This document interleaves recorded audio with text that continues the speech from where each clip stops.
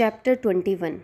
Allah Raham, Farzana said, raising her open palms and offering silent prayers over 2 cups of kahwa tea. I repeated the story of Zara's death and the investigation so far. So that's it. We met Sikandar because I found a picture of Zara with him, but he ran away. I said. They used to be so close, Farzana said, before Zara's father ripped them apart. She was always concerned about Sikandar, I said. They were step siblings, but closer than any real ones I have seen, she said. I nodded and smiled. But this is life, she said. Sometimes people become close even without a blood tie. Look at you, Zara and you separated, yet here you are, the only one searching for the truth. Auntie, will you help us? How can an old woman like me help? She placed the empty teacups in a tray and stood up. Allow me, Auntie, Saurabh said. He took the tray from her and went to the kitchen. Auntie, we need to talk to Sikandar. I'm sorry, but if he turns away, the suspicion will be on him. Suspicion for what? For who killed Zara, I said. Are you out of your mind? Farzana said and laughed out loud. I looked at her, puzzled. And I thought you knew Zara well. Sikandar would never hurt his Zara appa. He is a suspect, I said. He can't be. Farzana shook her head. It's like killing me, his own mother. If he didn't, all he had to do was talk to us. Why did he run away? He must have felt scared. He is just a little boy, Farzana said. Her eyes began to well up. Saurabh, who had returned from the kitchen, and I looked at each other. He scared us, Auntie. He had a gun. He's hardly a little boy, I said. Farzana got up and walked up to the tiny window in the room. She stared at the apartment complex outside. She spoke after she had composed herself. He didn't grow mentally. He quit school after class 5. Low. Low IQ? I said. Yeah, everyone called him stupid. He grew in height and size. Mentally, he remained a child. I nodded as she continued to speak, still looking out of the window. And then Zara's father left. He found that witch Zainab in his accounts department. She destroyed us all. Sikandar lost his father and Zara Appa. It damaged him. He even tried to take his own life twice. Allah saved him, thankfully. She came back to sit with us. I'm sorry, Auntie, I said. I understand what you went through, but help us. Make Sikandar talk to us. As if he listened to me. Hangs out with those good for nothing fundamentalists. I told him, get a job. So, what if you are not the most intelligent boy in the world? You can still open a shop. Nothing he will do. Fundamentalists? I said. These Qatar mullah types who call for azadi. Yes, we all hate India, but we don't go around flashing guns. Sometimes you have to accept fate. Fate? Auntie, India is our country. But Kashmir is our state, our identity, our everything. Auntie, if every state talks like this, what will happen? Saurabh said. Kashmir is different, Farzana insisted. We are a problem nobody wants to solve. We are only useful as a political tool. I had to remind myself no getting into Kashmir politics, which seemed too complicated and screwed up to understand anyway. Where is Sikandar now, Auntie? I said. He was here 10 days back. Then he went with his good for nothing Tariq friends to Pahalgan. That's where he called me from yesterday. Will you get us his number? The one we have doesn't work anymore, I said. He keeps changing it anyway. I have nothing to hide. See my phone. The last call came from him. She took out her phone from her burqa pocket. I didn't know burqas had pockets. I dialed Sikandar's number. Salam, Ammi Jan, Sikandar said when he answered the call. Hi Sikandar, I said. It is Keshav. Silent on the other side. Sikandar, we need to talk. Harami, how did you get Ammi's phone now? Farzana auntie is with us right now. Khuda kasam, if anything happens to Ammi, I will come and kill you entire clan. We just had kahwa together. I handed Farzana the call. He says salam to you, I said. Jivo beta, Farzana said. I took the phone back from Farzana. Nothing to worry, I said. I should have killed you that day, he said, followed by the dozen expletives. I went out of the apartment and spoke to him in the stairwell so I could talk in private. Listen, we have come all the way here to talk to you. Why? I have a picture of you, Zara, and a machine gun and other things I found in her safe. Shall I tell my friends in Delhi to hand them to the police? I said. What things? He said. His voice had become normal. Enough proof to get you into big trouble. So meet us and never curse me again, or you will be national news tonight as a terrorist and as your sister's murderer. He remained silent. Sikandar, I said, come to Pohalagam. He said after a pause. Three kahwas boiling hot, Saurav said to the waiter. The Kashmiri drink, which consisted of green tea boiled with saffron, cinnamon, and cardamom, had become Saurav's latest obsession. He drank at least 6 cups a day. He liked to have it just like the Kashmiri did, peeping hot with honey and crushed nuts. Okay, enough honey, Golu, I said as he poured a quarter jar of it in his kahwa. Honey is good for you, right? Saurav said as the waiter left.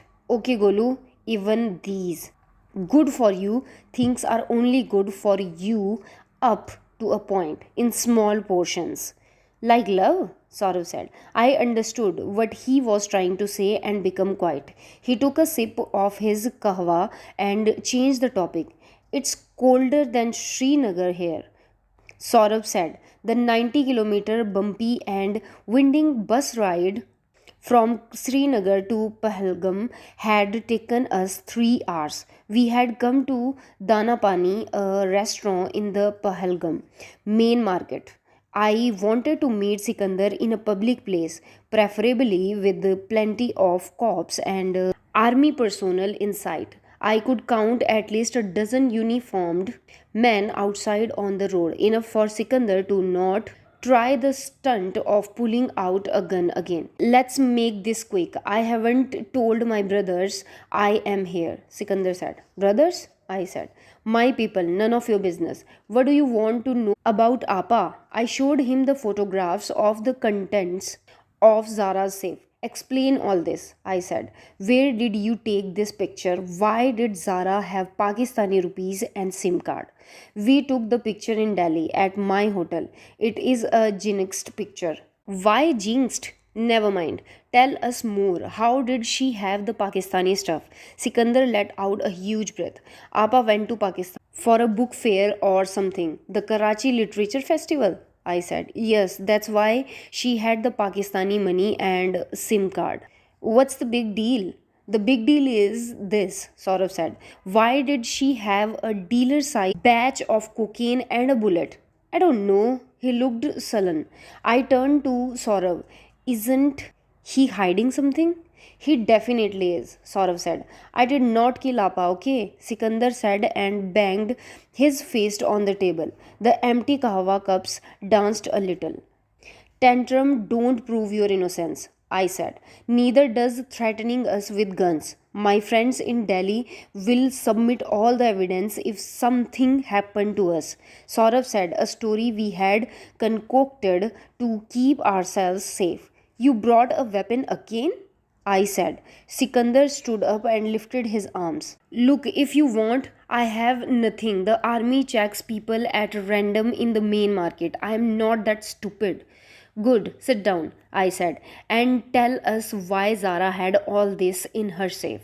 Sikandar looked around. The nearest customers were sitting 2 tables away. He said quickly, I have done wrong things, but I didn't hurt Zara Appa. If you haven't, your secrets are safe with us, I said. I work for Hashim Abdullah. I am sure you know who is he. Sikandar said as if he was speaking about Bill Gates or Mukesh Ambani. Sorry, no. Who is he? I said. He is the head of Tahrik-e-Jihad. He gave me a worthy purpose in life, taught me how to live with passion. Hashim Bhai means everything to me. I wanted to tell him killing innocent people or hating your country did not count as a worthy purpose. However, I remained my no politics rule and remained quiet. Sikandar was saying, Hashim Bhai lives in Azad Kashmir. Pakistan occupied Kashmir, you mean? Saurav said, that's what Indian propaganda calls it. In reality, where we are in India, occupied Kashmir. No politics, I told myself again. Leave that, I said. Go on with your story. I started as a junior soldier in Tahrik. Hashim Bhai gave me a chance to do something big. That is when I made a mistake. He avoided our eyes. What mistake? Saurav said. I tricked Zara Appa. Be clear, I said. Something about Sikandar annoyed me. Was he actually dumb or pretending to be? Hashim Bhai said he knows people in Karachi who are organizing a literature festival. He said they want to invite some people from India, especially bright students, to show efforts at peace. I couldn't go. Hashim Bhai said my passport should have as few stamps of Pakistan as possible. He asked me if I had anyone in mind. And you suggested Zara? Yeah, Zara Appa loved reading books. She attended several literature festivals in India. I asked her. The organizers had offered to pay for her flight and stay, as they said they were doing for some other chosen students. Appa jumped at the offer. And that's why she went to Pakistan? Yes, Hashim Bhai met her in Karachi. He spent some gifts back for me. He gave her a small trolley filled with clothes and snacks. And Saurav said, listening to Sikandar's every word, they switched the trolley in the drop-off car to the airport under a layer of clothes. They filled it with cocaine, 8 kilos of it. 8 kilos of cocaine? Saurav whistles. Isn't that huge? Worth around 5 crore rupees. It is one of the ways Tariq funds itself. It was my first big contribution to Tahrik, Sikandar said. I sighed. There are worse places to work in this world than Chandan classes, I thought, like organizations that fund themselves with drug money. You used your own sister as a drug mule?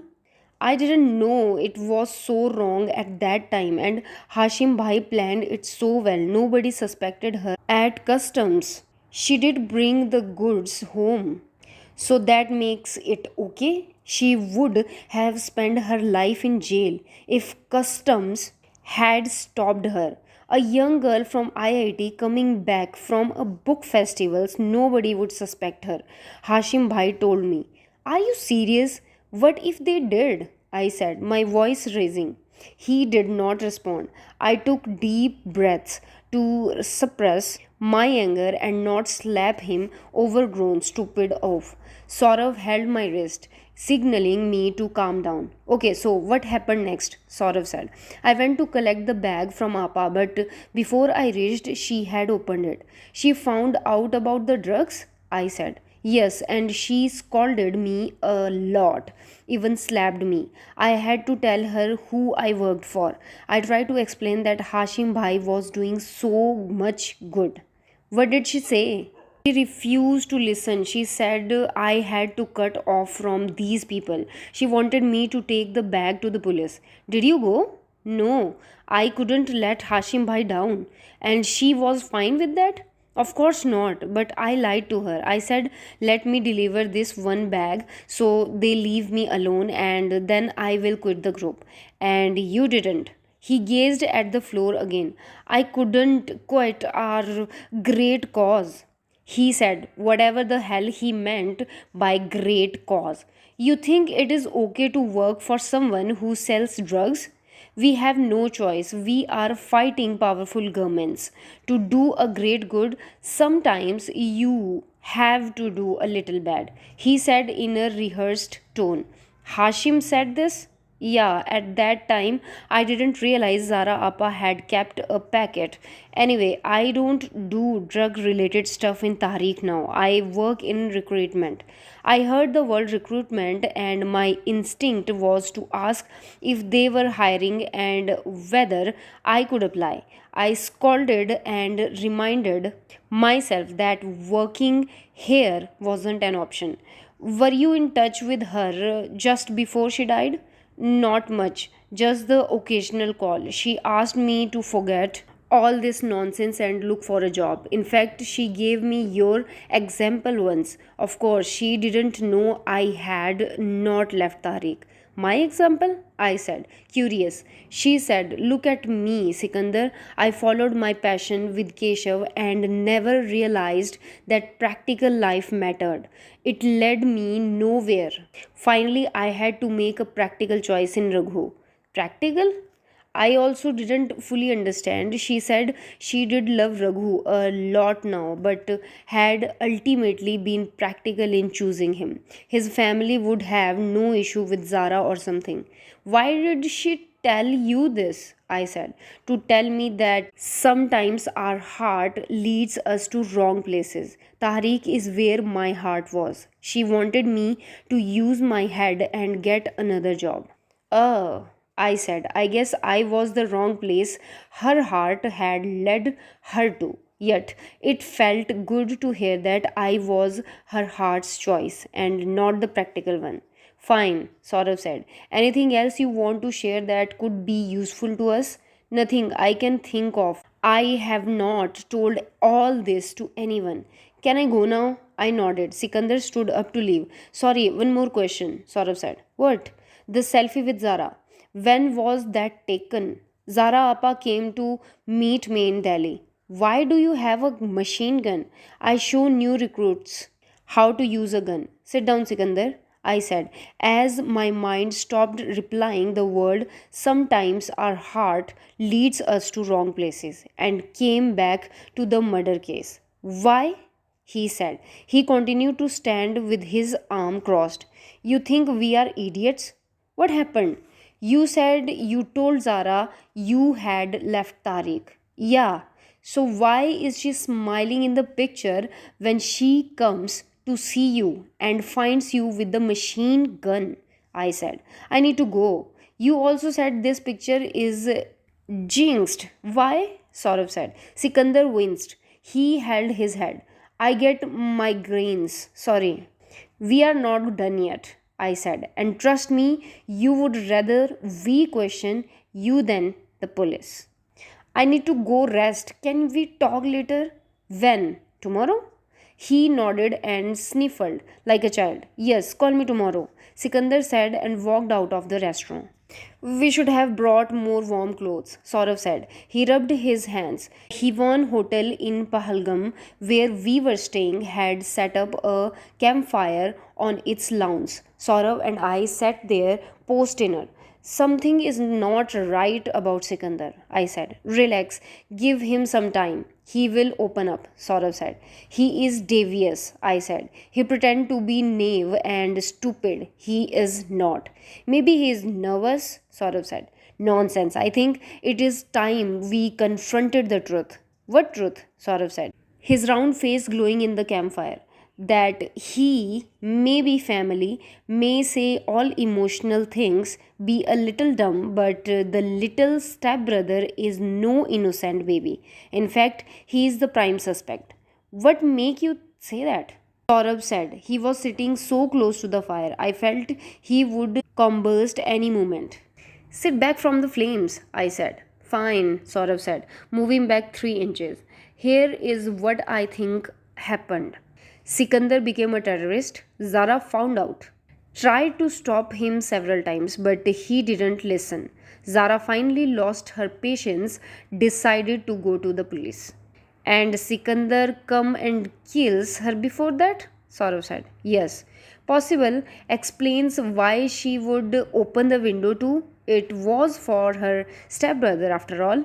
I snapped my finger. Exactly. What about the picture? Why is Zara smiling? She could have felt pressured.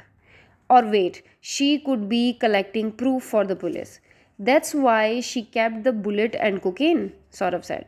Bang on, yeah, that's it. She was collecting evidence. She wanted to go to the police because the brother won't stop. Sikandar found out and killed her. But he loved his sister, Saurav said. If Hashim Bhai told him killing her was for some great good, what do you think this idiot would do? Saurav scratched his cheek before he spoke again. Kill? We stared at each other for a few seconds. Everything added up, and the theory made things fall into place. We high fived. We got him. Call Inspector Rana. We will need his help. I said, yes, I had the killer. The glow from the fire warmed not only my face but also my insides.